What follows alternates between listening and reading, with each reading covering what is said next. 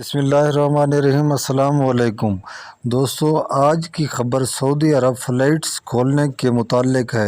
سعودی عرب نے فلائٹس کھولنے کے لیے پہلا قدم اٹھا لیا ہے۔ سعودی عرب کے رہائشی ویزا والے جن کو سعودی عرب کے اندر 2 خوراکیں لگ چکی ہیں، انہیں سعودی عرب میں داخلے کی اجازت دے دی گئی ہے۔ یعنی ایسے افراد جن کو اسٹرازینیکا، فائزر، جانسن یا موڈرنا کی 2 خوراکیں لگی ہیں اور وہ پاکستان چھٹی پر آئے ہوئے ہیں تو وہ پاکستان سے ڈائریکٹ سعودی عرب جا سکیں گے۔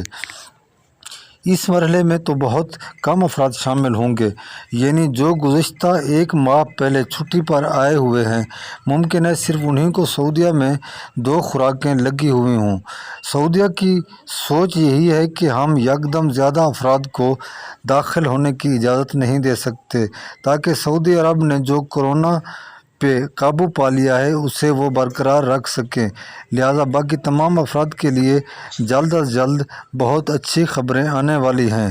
امید رکھتے ہیں، دل مضبوط رکھتے ہیں، انشاءاللہ جلد سعودی حکومت کی طرف سے یہ اعلان کیا جائے گا اور فلائٹس بالکل بلا تعطل کے اوپن کر دی جائیں گی۔